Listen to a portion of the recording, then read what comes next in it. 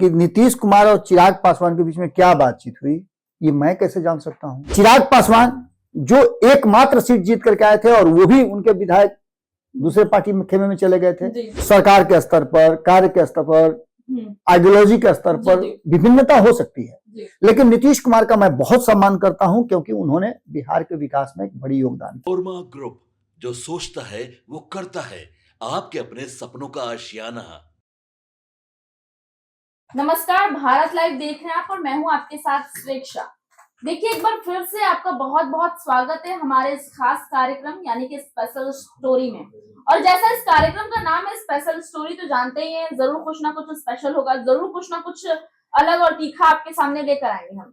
देखिए, आज सुबह से बड़ी चर्चा में चल रहे थे चिराग पासवान, उनकी कई खबरें जो है लगातार बनी हुई थी कि आए हैं मुख्यमंत्री नीतीश कुमार से मिले हैं। इसके अलावा हाजीपुर में भी उनकी उपस्थिति देखने के लिए मिली, कई चीजें। लेकिन जहां तक खबरें ये चल रही थी कि चिराग पासवान जो है मुख्यमंत्री नीतीश कुमार से उन्होंने मुलाकात की है, सिर्फ उन्हें यूं कहे तो नव वर्ष की शुभकामना देने के लिए, या फिर बाहर से आए हैं तो अपने, जैसे होता नहीं है कि आप घर से कहीं बाहर रहते और आते तो अपने पिता से, अपने परिवार से मिलते हैं, तो कुछ इस तरीके का इस खबरों को एंगल दिया जा रहा था।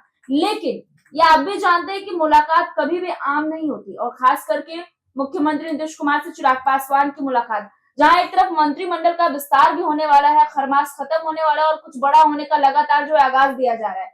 लेकिन आप बाबा से जानने की कोशिश करेंगे कि इसके पीछे की वास्तविकता क्या है। बाबा, चिराग पासवान की तस्वीर आपने भी देखी होगी, सुबह सुबह जो मुख्यमंत्री नीतीश कुमार से मिले हैं जी। क्या सचमुच बस बधाई देने के लिए, शुभकामना देने के लिए मिले, या फिर जैसा कहा जा रहा है कुछ वैसा ही है, मतलब खरमास के बाद कुछ बड़ा प्लानिंग करने के लिए?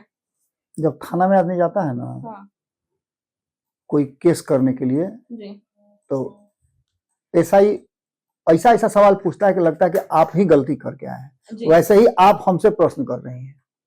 ये बताइए आप कि नीतीश कुमार और चिराग पासवान के बीच में क्या बातचीत हुई, ये मैं कैसे जान सकता हूँ? न तो मैं वहां मौजूद था, न चिराग पासवान का मैं सलाहकार हूँ, न नीतीश कुमार सब बात हमसे करके करते हैं। लेकिन जब आपने सवाल पूछ दिया है तो जवाब तो कुछ देना पड़ेगा। निश्चित रूप से बिहार में जिस तरह की राजनीति चल रही है, और पिछले 1.5 महीने के आसपास जब 20 तारीख को 21 तारीख को जो ये सरकार अस्तित्व में आई, तो नई सरकार के अस्तित्व में आने के बाद एक बात तो साफ नजर आया कि ये पूर्ण बहुमत की सरकार थी। 202 सीटें आई थी 243 में। विपक्ष को पूरी तरह से तहस नहस कर दिया गया था, और उसमें दो लोगों की भूमिका बहुत बड़ी थी। मैं भारतीय जनता पार्टी की भूमिका इसलिए नहीं कह रहा हूं कि भारतीय जनता पार्टी पहले भी 80 सीटों के आसपास थी, इस बार 89 सीटों पे है। तो इसमें बहुत बड़ी उपलब्धि भारतीय जनता पार्टी की मैं नहीं कहूंगा, क्योंकि वो अपनी सीटें रिटेन कर पाई। लेकिन ये जो दो लोग थे, ये दो लोगों ने ऐसा काम किया। नीतीश कुमार जो 43 सीट जीत करके 2020 में आए थे, उन्होंने 85 सीटें, लगभग डबल के आसपास पहुंचे। चिराग पासवान जो एकमात्र सीट जीत करके आए थे और वो भी उनके विधायक दूसरे पार्टी में खेमे में चले गए थे, वो ऐसी सीटें जीत करके आए जिस पर पत्थर में डूब मैं बार बार कहता हूं। 19 सीटें जीत करके आए, 29 सीटें उनको मिली थी। एक तो पहले ही बेचारे के हाथ से निकल गया था, नॉमिनेशन रद्द हो गया था। 28 सीटों पे चुनाव लड़े वो, और 28 सीटों पे चुनाव लड़ करके 19 सीटें जीत करके आए, और वो भी ऐसी सीटें जो सीट कहीं ना कहीं लगातार हारती आ रही थी। एनडीए गठबंधन जीत मुश्किल थी। अब ऐसे में ये तो एक निश्चित रूप से चर्चा का विषय बना हुआ था ही, और दूसरी तरफ नीतीश कुमार का भी बहुत इज्जत करते हैं। देखिए, कई बार चिराग पासवान ने कहा है कि हमारी जो है सरकार के स्तर पर, कार्य के स्तर पर, आइडियोलॉजी के स्तर पर विभिन्नता हो सकती है, लेकिन नीतीश कुमार का मैं बहुत सम्मान करता हूं क्योंकि उन्होंने बिहार के विकास में एक बड़ी योगदान किया। बिल्कुल ये भी बात वो कहते हैं कि जंगल राज से बाहर निकालने वालों में नीतीश कुमार की भूमिका बड़ी है। हालांकि वो अपने पिता को भी इसका क्रेडिट देते हैं, क्योंकि एक लंबे समय तक कहीं ना कहीं नीतीश कुमार और रामविलास पासवान एक साथ रहे। 2014 में दोनों अलग हुए थे, लेकिन 2017 में जब आए साथ, तो उसके बाद से लोग साथ रहे भी है और काम भी किया है। इन सभी बातों को लेकर के आपको याद होगा कि जब लौट करके 2017 में आए थे, तो उनके चाचा जो हैं पशुपति कुमार पारस, उनको विधान परिषद भी भेजा गया था, मंत्री भी बनाया गया था। ये सभी बातें समय समय पर होती रही हैं।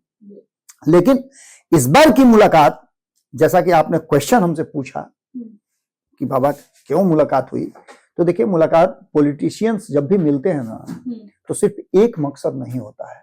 और कोई भी पॉलिटिशियन जब एक दूसरे से मिले, राजनीतिक दल के व्यक्ति, सामाजिक कार्यकर्ता जब मिलते हैं एक दूसरे से, तो उसके मकसद व्यापक ही होते हैं। कोई अनौपचारिक मुलाकात नहीं होती है, सब औपचारिक मुलाकात होती है। निश्चित रूप से वहां पॉलिटिकल चर्चा हुई होगी, और तब ये चर्चा और महत्वपूर्ण हो जाती है जब बिहार से होते हुए बंगाल पहुंचना है, और उससे पहले बिहार में भी आपको फरियाना है, क्योंकि राज्यसभा की 5 सीटें खाली हो रही हैं और उस पर दावेदारी कई लोगों की है।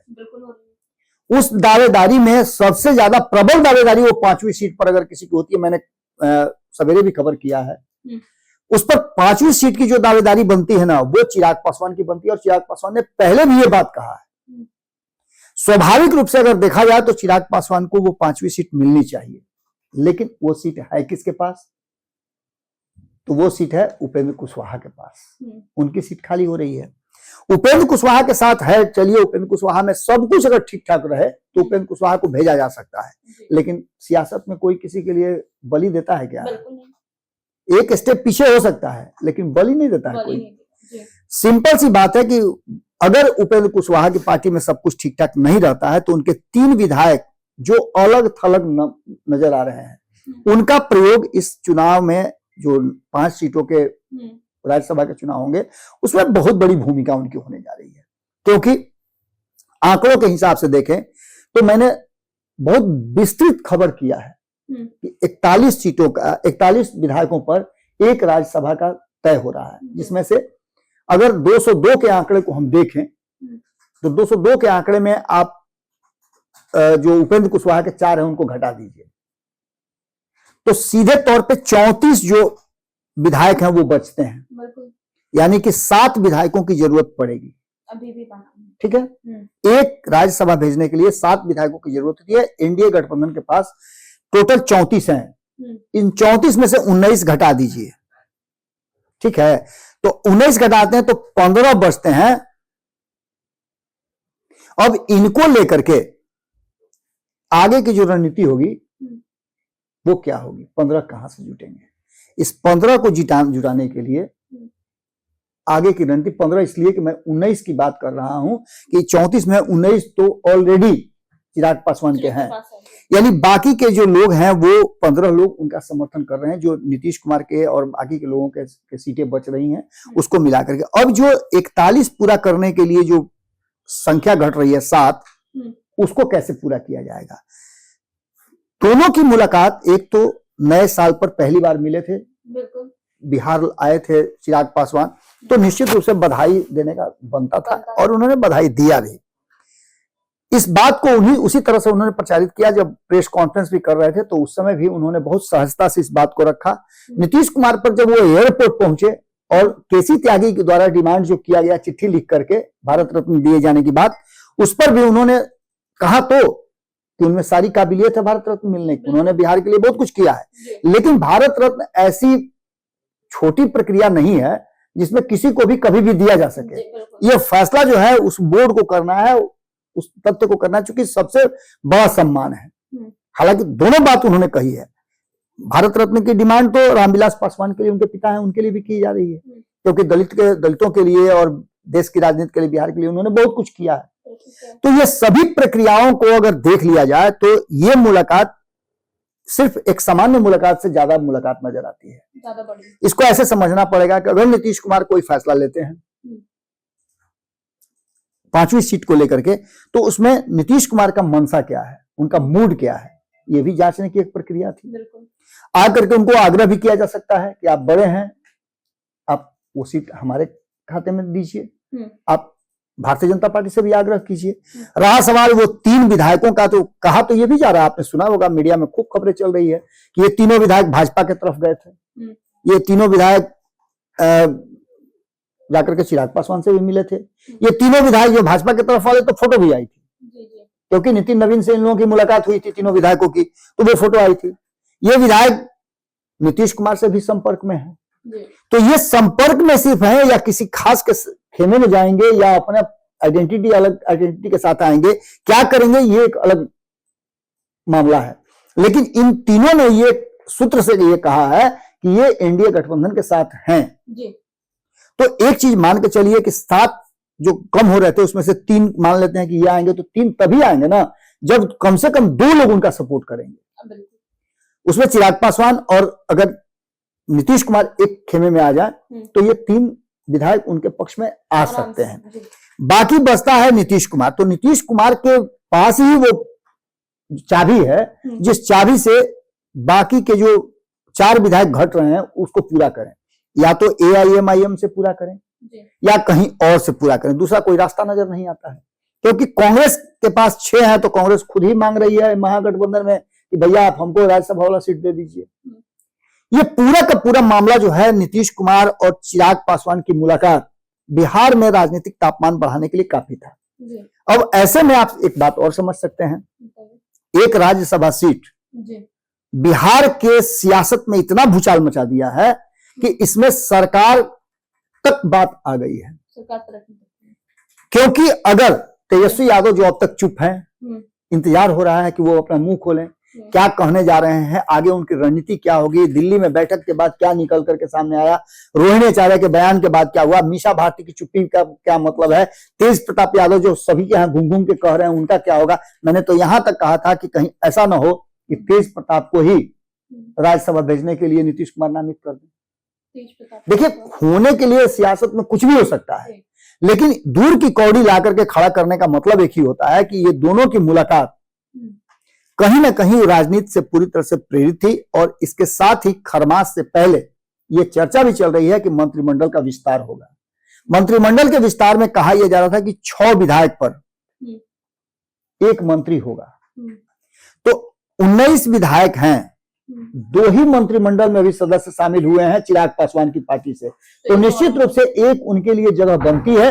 और उस जगह को पूरा करने के लिए क्या किया जा सकता है, इस पर भी चर्चा हो सकती है।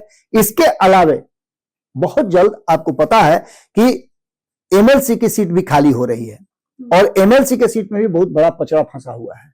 एक पचड़ा तो यह फंसा हुआ है कि पहले ही उस पर अपनी दावेदारी प्रस्तुत करने के लिए अपने बेटा को किसी सदन का सदस्य नहीं रहते हुए मंत्रिमंडल में शामिल करा करके, क्योंकि NDA गठबंधन की प्रतिष्ठा फंस जाएगी अगर कोई मंत्री को इस्तीफा देना पड़े इसलिए कि वो किसी सदन का सदस्य नहीं बन पाया।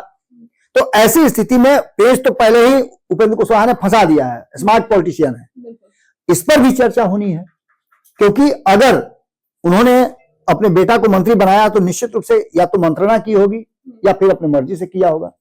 पार्टी के भीतर तो ये बातें चल रही हैं कि उन्होंने अपने मर्जी से अपने बेटे को थोपा है अपने विधायकों पर, अपनी पार्टी पर, कि भाई ये सबसे ज्यादा मेरे बेटा है, इस पर हम कोई बहस नहीं करेंगे, इनको मंत्रिमंडल में शामिल करा रहे हैं और सबको इस बात पर एक्सेप्ट करना पड़ेगा। पहली तो बात ये हो गई। दूसरी बात कि उन्होंने मंत्रणा किया होगा, तो मंत्रणा किससे किया है, कौन कौन लोग उस मंत्रणा में शामिल थे, क्या उन्होंने चिराग पासवान से ये बात पूछा है, नीतीश कुमार से ये बात पूछा है, क्या उन्होंने भारतीय जनता पार्टी से कॉन्सेंट लिया है। अगर भारतीय जनता पार्टी से कॉन्सेंट लिया है तो उसका सीट भारतीय जनता पार्टी देगी।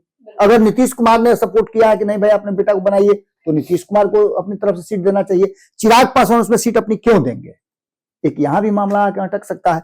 ये पूरी की पूरी प्रक्रिया जो है वो पारदर्शी है, एकदम क्रिस्टल क्लियर है कि ये मुलाकात सिर्फ अभिवादन की, नए साल की बधाई की मुलाकात नहीं थी, बल्कि ये मुलाकात पूरी तरह से विशुद्ध तरीके से अगर देखा जाए तो ये मुलाकात राजनीतिक थी। और इस राजनीतिक मुलाकात में तेजस्वी यादव के आने से पहले, खरमास से पहले, चिराग पासवान और नीतीश कुमार की मुलाकात निश्चित रूप से एक बड़े राजनीतिक मंतव्य के लिए जो आपस में मंत्रणा होती है उससे जुड़ी हुई मुझे लग रही है।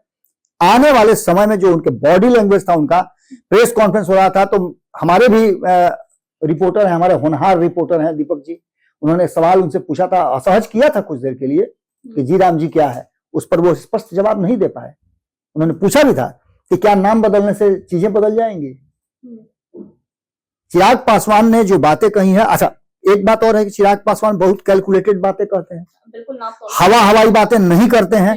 और जो बात उन्होंने 2025 के चुनाव से पहले कहा था, मैंने उसका विश्लेषण किया था, जो लोग जानते हैं वो जानते ही हैं, नहीं जानते हैं तो जाकर के आप पीछे देख सकते हैं। चुनाव से पहले मैंने कहा था कि चिराग पासवान ने जो शाहाबाद से यात्रा शुरू की है, उन्होंने चैलेंज किया है कि शाहाबाद की 22 में से अधिकांश सीटें हम जीत करके आएंगे।